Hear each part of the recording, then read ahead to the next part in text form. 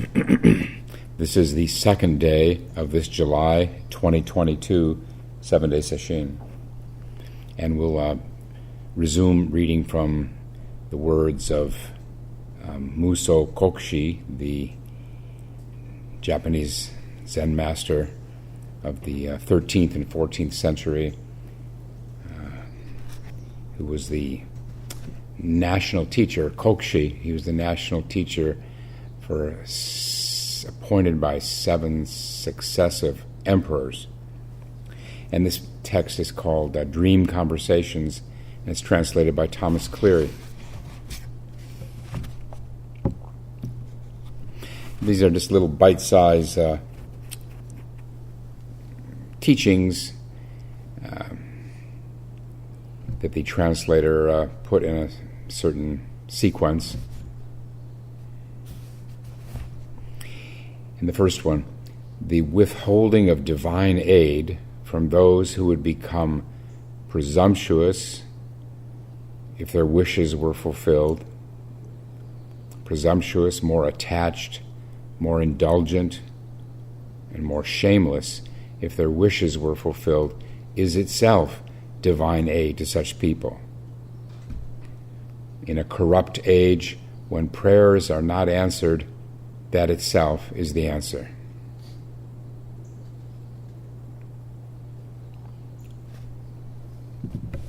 So again, just a reminder, these are written replies to a certain very important man at the time, the brother of the shogun.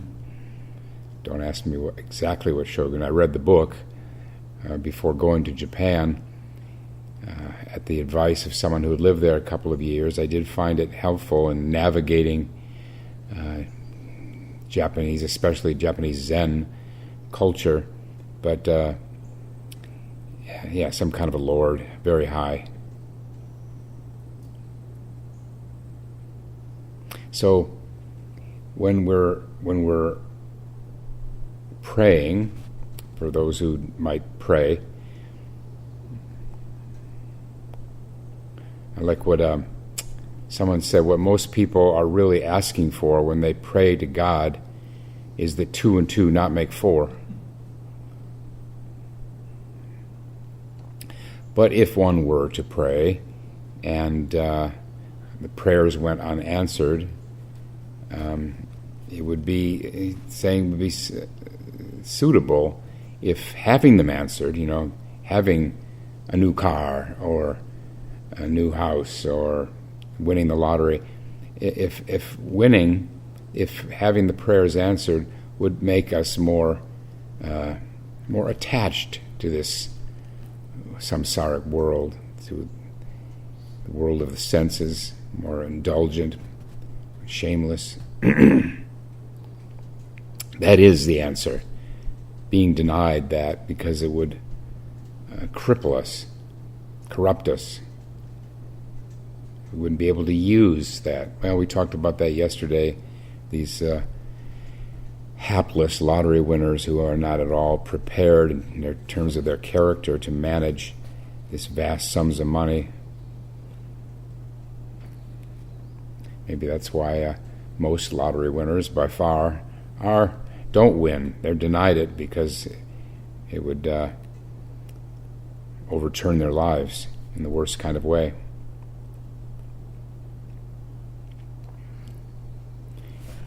And next is, he says, the pity that great sages have for ordinary people is not necessarily because of the wretchedness of the human condition in itself, but more because of the great potential humanity has and does not use, the high estate from which humanity has fallen.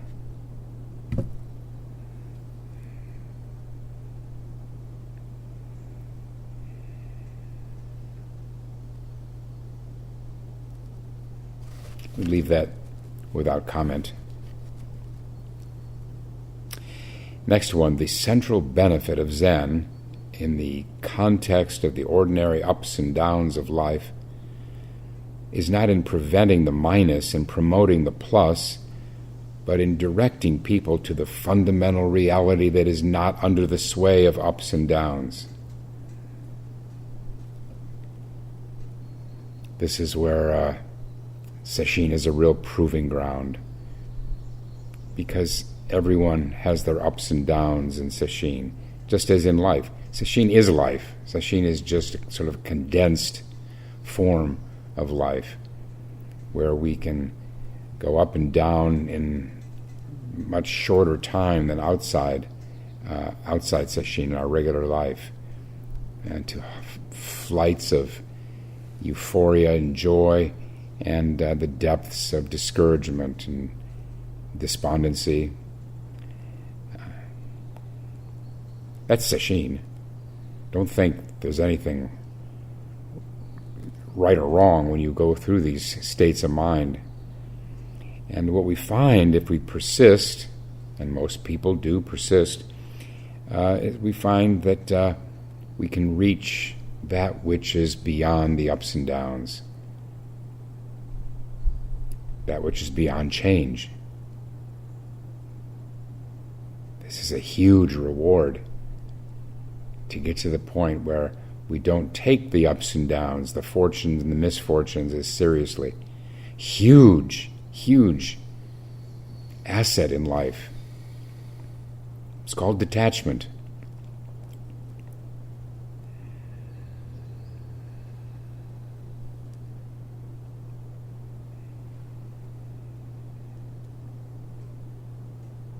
It's half of sesshin is just learning that it'll pass, whatever it is.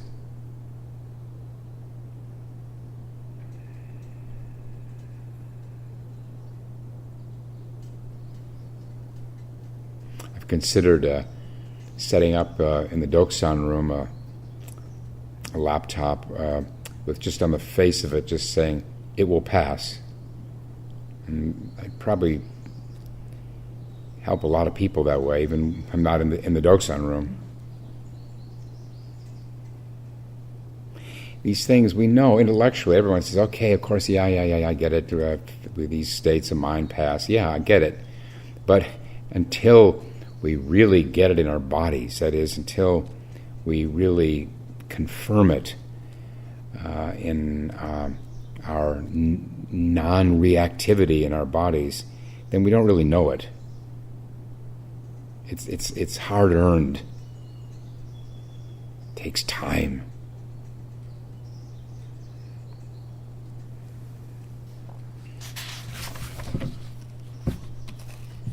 In the next passage, he talks about three kinds of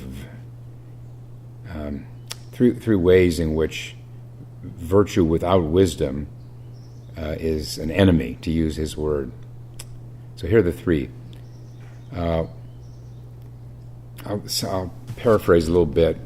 When you're doing only contaminated good, that is, when you're exercising virtue simply in hopes of reward, this is time lost. It's wasted time, and the time that could have been used to clarify the true ground of mind, the fundamental, for spending time doing good deeds in order to get something back.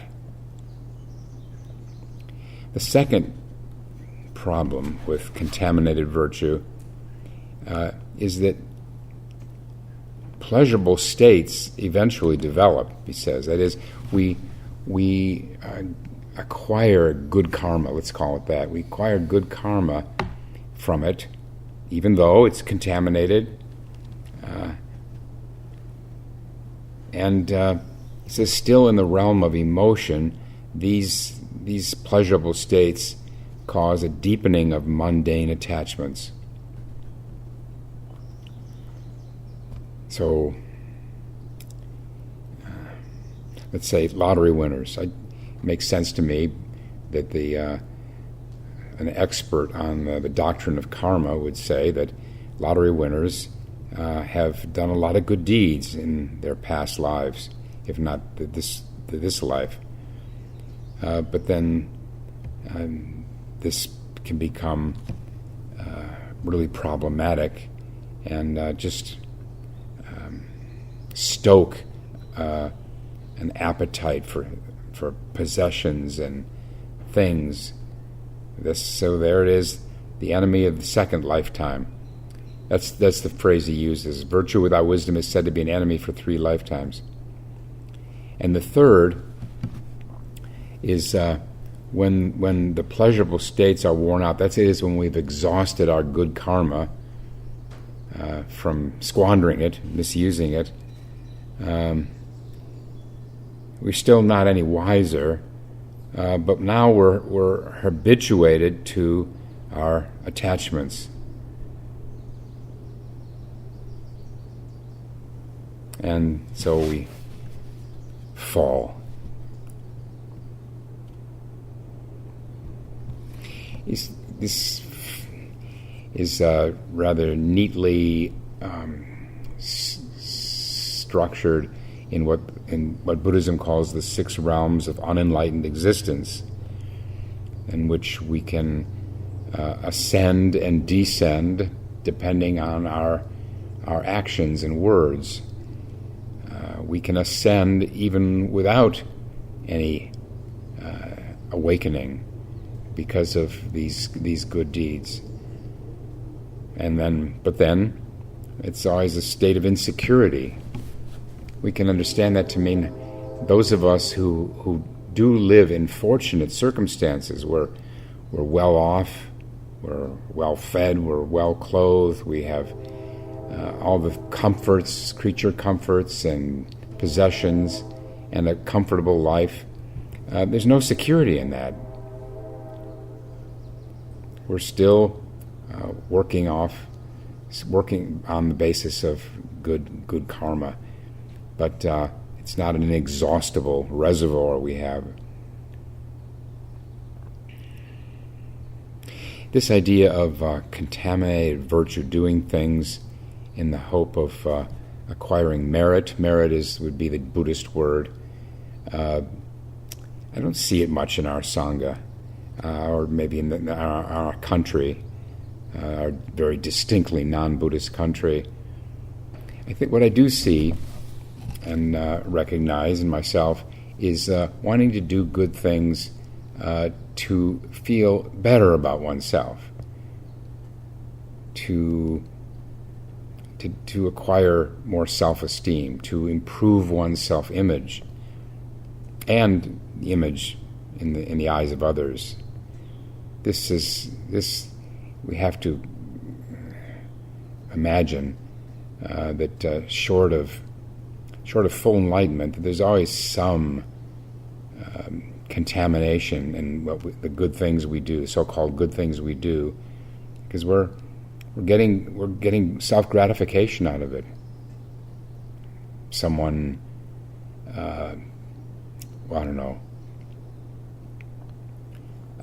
adopt a foster child.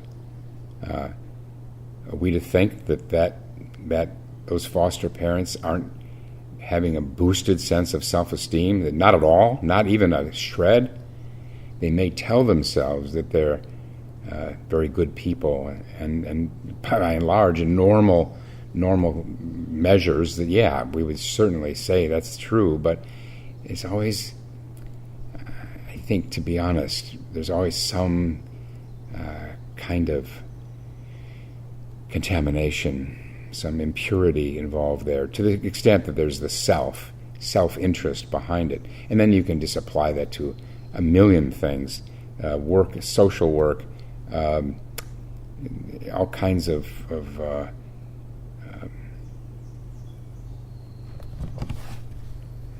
work for good causes. By and large, it may be what we need. We need those things done, but look closely. How much is there? How much is it done in order to feel better about oneself, relieve maybe feelings of guilt, which would be a stronger factor in a Judeo-Christian country, guilt, and to appear good in the eyes of others. I think this is much more the danger than building up. Although, yeah, I guess in Christianity there is this strong idea of, having just attended 2 massive Catholic funerals, I was reminded of how much good deeds are done in order to buy one's way into heaven.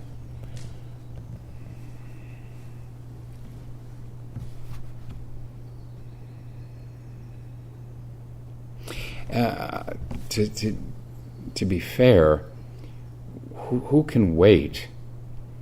Who can wait to engage in social action and helping others? Who can wait until we're absolutely pure? What is that? What's absolute purity? I guess that's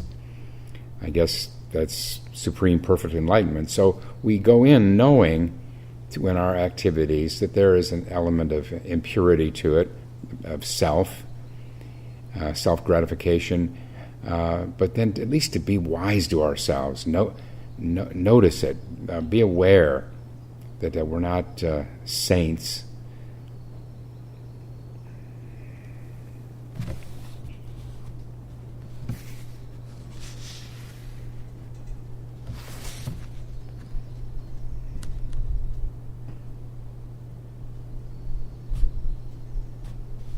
And then he's continuing here in the same theme, the very complex nature of good and bad. He says, one may enter into the sphere of influence of demons as a result of spiritual exercises and experiences. Demons, for those of you who can't make this obvious translation, it's just a medieval way of understanding troublesome states of mind. Let's just leave it at that. One may enter into the sphere of influence of demons as a result of spiritual exercises and experiences. This may be likened to the case of a warrior who is rewarded for achievement in battle, then develops an exaggerated sense of self-importance as a result of that reward, eventually to be punished for presumptuous behavior. This calls to mind the story yesterday in the translator's introduction about how this Mongol invasion of Japan was thwarted, not only by the kamikaze, but also by these heroic efforts of these warriors, who then had to be rewarded in a monetary way, and when they weren't, then they took a burn to it. He continues, when a person takes pride in spiritual practices, there it is, pride. When a person takes pride in spiritual practices or experiences, that individual is certain to fall into the sphere of influence of demons. This is not the fault of the practice itself, but of the attitude of the practitioner. Those who undertake spiritual practices with wrong ideas or develop wrong views in the course of practice, and those who become conceited and oppose the doctrines or methods of others, enter states of mind and modes of being that may be referred to as hell. Well, it's speaking of pretty extreme, he's speaking in extreme terms here. But again, a warning.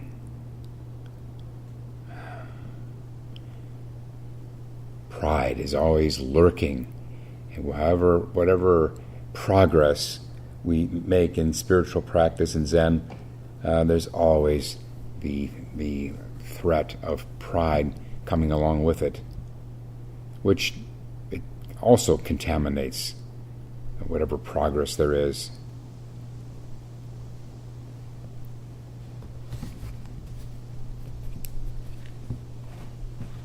And we can have such subtle forms of pride.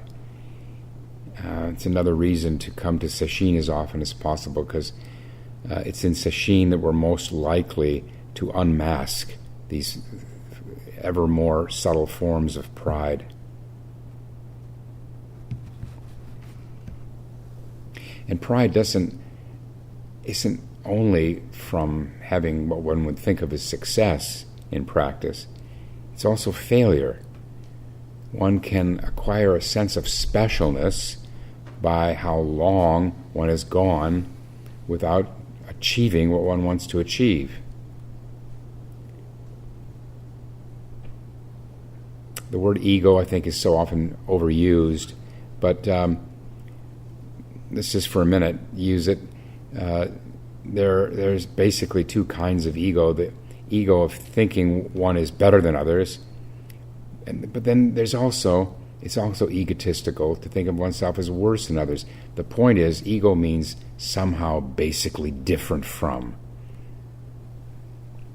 in a fundamental way. Other people can do this. Other people can get through a sesshin. Other people can come to awakening. But me, emphasis on the me, I don't have it. I, me. There's the ego.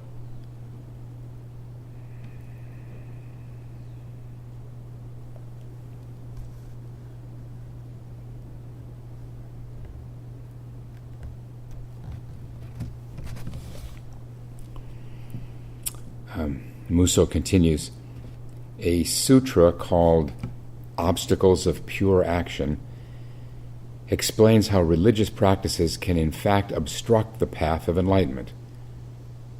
This occurs, and now what he does is he runs through these, what are called the 6 paramitas.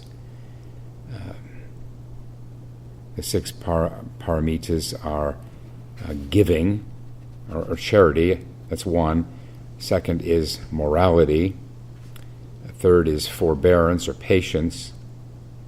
The fourth is vigor or zeal.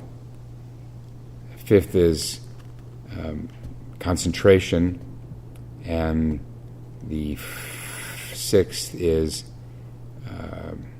wisdom. So here's how he spells it out. We get in trouble when those who practice almsgiving, that is, charity, giving, generosity, despise the selfish. There's another of the many flavors of pride. Look how generous I am, and what is wrong with those people who can't be as generous? Second, when those who uphold the moral precepts are critical of those who do not. Third, when those who practice forbearance, patience, belittle the impatient.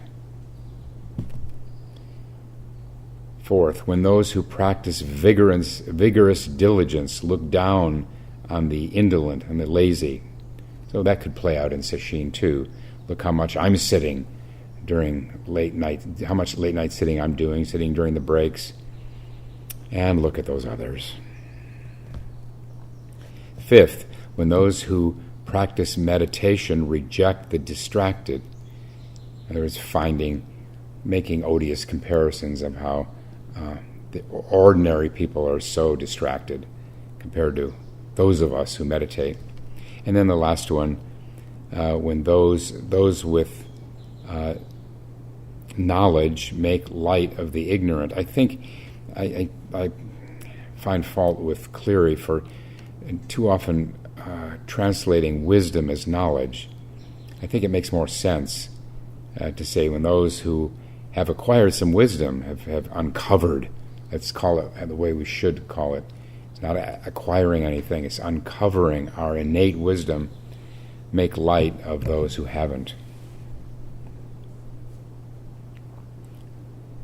And then he just sums it up. Acquisitiveness in the practitioner converts religious practice into self-approval and condemnation of others, which obstructs the course of enlightenment, ultimate enlightenment.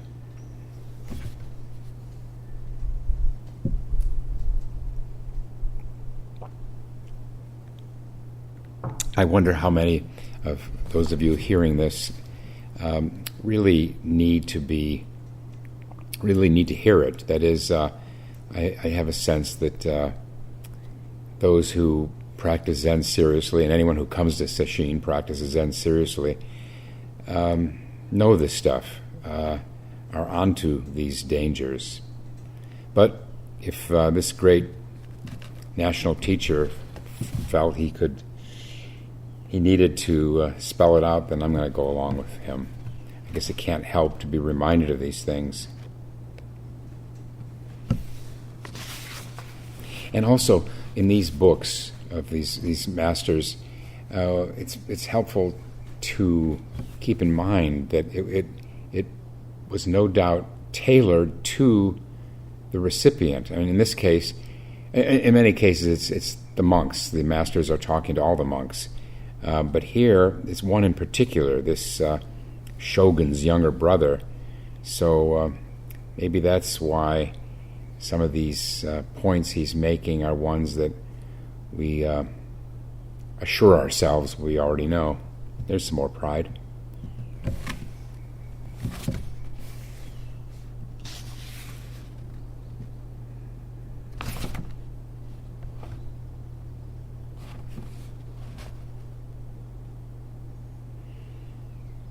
Here he's back to demonic states, things that obstruct or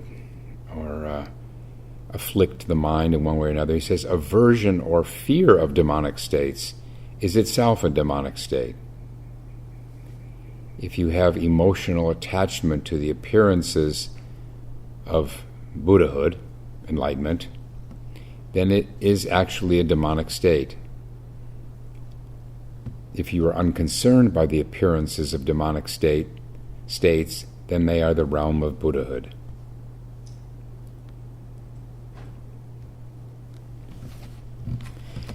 So here to give an example,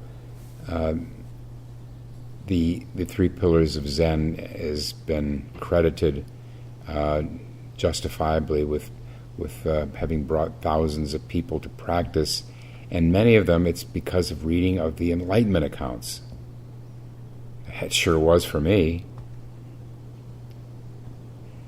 In the meetings of the AZTA, American Zen Teacher Association, I've been maybe not so surprised, but struck by how many of the teachers say that that's what inspired them to undertake practice seriously, is reading the three pillars of Zen and the Enlightenment accounts.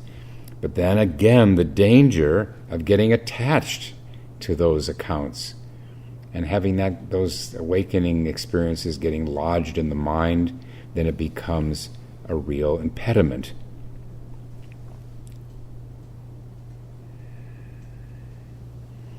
It's enough to have those accounts or any awakening accounts inspire us, and we got to forget them.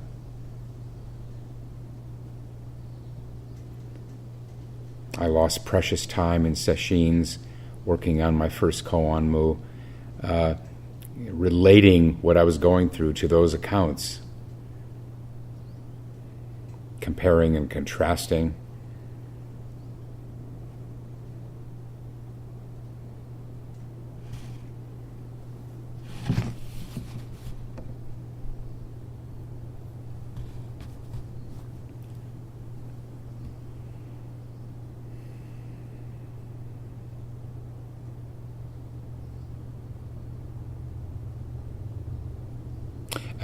Just this last sentence, if you are unconcerned by the appearances of demonic states, then they are the realm of Buddhahood.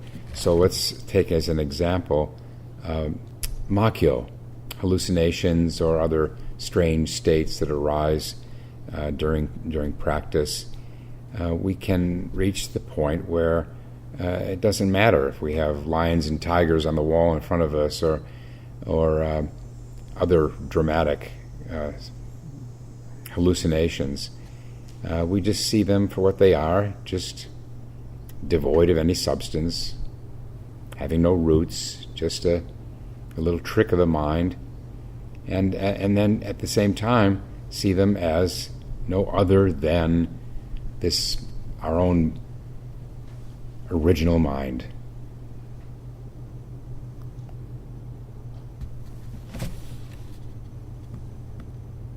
And that's a segue. unintentional to the next one. Here, the next entry, a primary aim of Zen is the uncovering of what is known as inherent knowledge. So here, this is what I mean. Translating as knowledge. Knowledge is learning things. I'm certain, I'm going to go out on a limb here and say what he means is our innate wisdom. It's the uncovering of what is known as Bodhi wisdom, what's called, inherent wisdom. And then he says, this is not the kind of knowledge that is produced by thinking based on conditioned consciousness.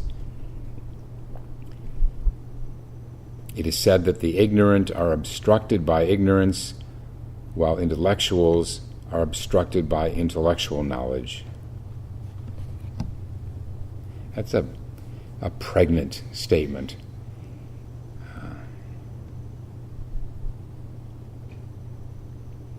Intellectuals are obstructed by intellectual knowledge. People who are given to conceptualizing, just generally in their life, will carry that into sesshin and complicate things.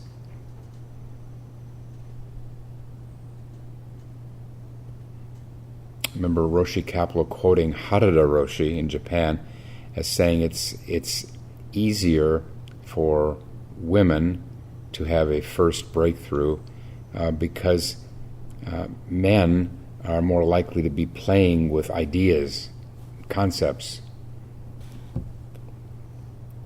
I don't know if that's true. But what's true is, to the degree that we are conceptualizing anything about our practice, then we're holding ourselves back.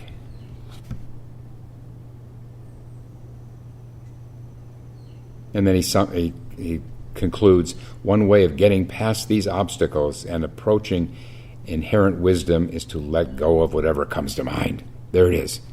Let go of whatever comes to mind. Thoughts, fantasies, feelings and emotions also. What would we gain from holding on to them? And what does that mean anyway? It means thinking about them.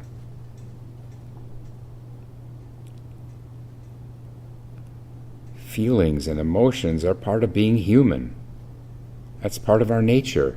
So we will always at times have feelings and emotions, but we certainly don't need to suppress them, but why would we want to hold on to them?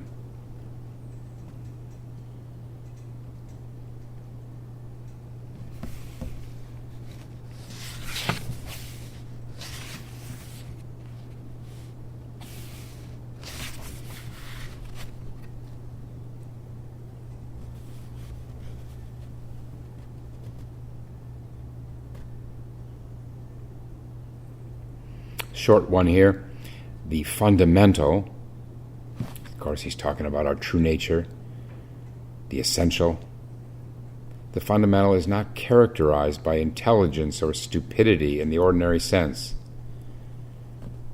Those who are attached to such appearances are the stupid, while those who are not are the intelligent. So he's giving a different definition of intelligence, something far beyond IQ. If we're attached to ideas of intelligent, then we're stupid.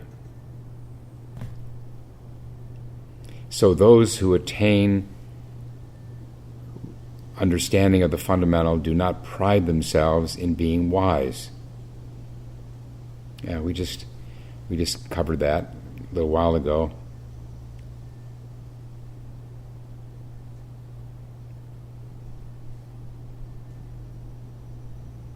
Here's an antidote to acquiring some degree of wisdom, is to ask, well, who is wise? What is it that's wise?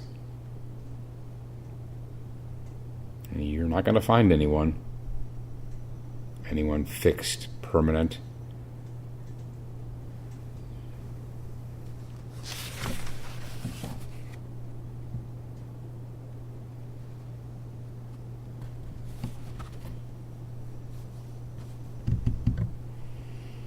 Here's a little bit longer one. When you're ill, if you think you have to study medical science before getting treatment for your illness, you will get sicker and die before you ever finish learning medicine. If you go to an expert physician, however, the physician can diagnose your ailment and prescribe accordingly. As a patient, you may not understand the knowledge underlying the doctor's prescription, but if you follow expert advice, you will get well. You can see this is a metaphor for working with a teacher. Buddhist practice is also like this. If you try to learn all the doctrines first and then apply them, you might spend a whole lifetime studying the doctrines without learning them all, so many and diverse are they.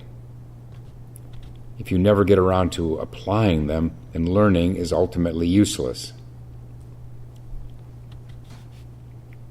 Real teachers, therefore, give students only as much instruction as they need to apply.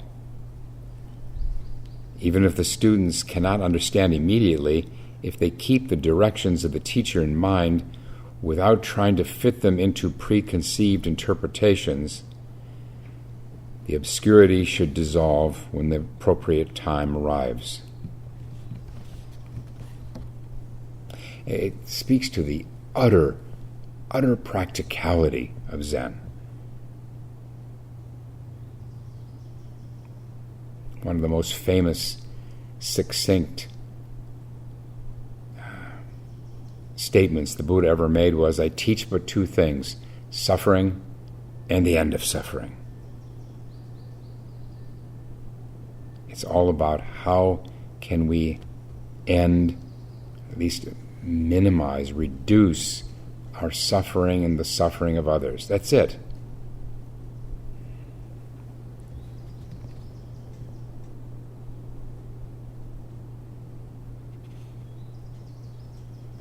And there are people, probably in any Buddhist Sangha, who are more drawn to study.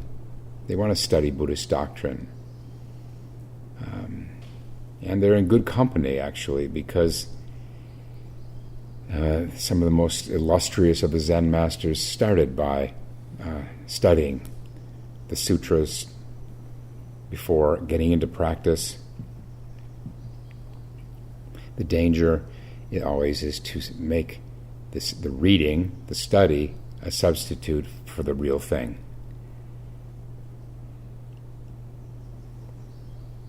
I have, frankly, mixed feelings about Buddhist study groups. Very, very different feelings. I endorse people learning more about this magnificent tradition, this wisdom tradition, and being less ignorant about Buddhist doctrine, so long as it doesn't become a substitute for the simple practice of Zazen. Simple. Two-step process. Step number 1, noticing when the mind has wandered. Step 2, redirecting, bringing the attention back to the practice. Awfully simple. Let me repeat, because it can't hurt, in sesshin especially. Noticing, first comes the noticing. That's the hard part, because we can't notice till we notice. Noticing when the mind has wandered, and then the second one is bringing the mind back to the practice. The problem comes that sometimes even after noticing, the sitter wants to linger there in whatever thoughts or dreams they discover.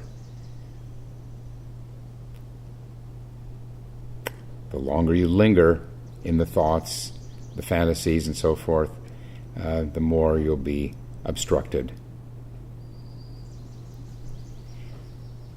It's a gradual dawning that occurs through long Zen practice when you realize that thoughts are not our friends. fantasies are not our friends. Both of them, thoughts and fantasies, can provide momentary pleasure of sorts, escape maybe, but we lose time, precious time, when we linger in these things. And to reach the point where you finally get it, that you're not going to spend any time with your thoughts.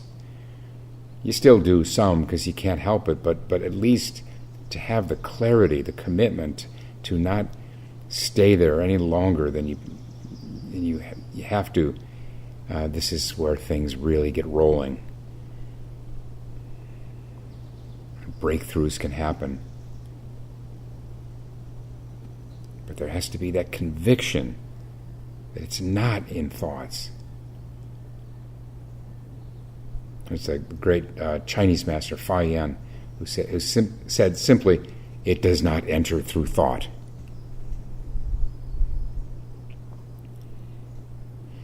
But most of us take forever to learn that. Way too long, because we're so habituated to playing with our thoughts, thinking that there's something essential that we can get out of them. Yes, we can. There are things we can derive from reflection, thoughtful reflection, but they won't solve the matter of life and death.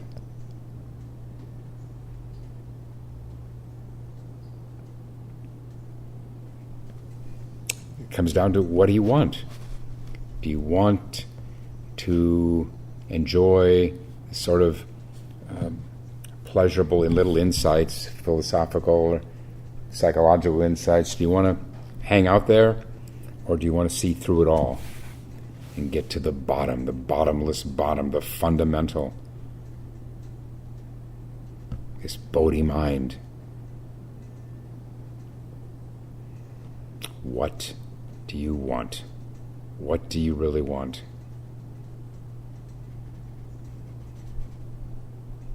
Another way that plays out is that for many of us, for a while, just the deep peace of being in sesshin is enough. It's just so luscious, especially people with very busy lives, stressful lives. You come in, you spend 2, 3, 4 days, everything settles, and the world comes alive. Sounds, especially in this environment, the natural sounds of birds, the insects, the wind in the trees, it can be very seductive. But don't settle for that. You may settle for it for 3 or 5 or 10 sesshins, but then comes a point where you get in touch with what is deeper, what your deepest longings are, and that's when things can turn. Time is up. We'll stop and recite the 4 vows.